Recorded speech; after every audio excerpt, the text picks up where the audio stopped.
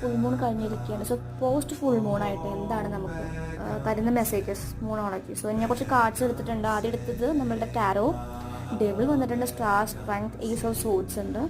ബാക്കിയുള്ളതൊക്കെ ലക്ക് പറയുന്നുണ്ട്, rather than give time to give rather than take പറയുന്നുണ്ട്, action mode luck ഉണ്ടെന്ന് പറയുന്നു, യു ആർ ഗുഡ് ഇനഫ് എന്ന് പറയുന്നു.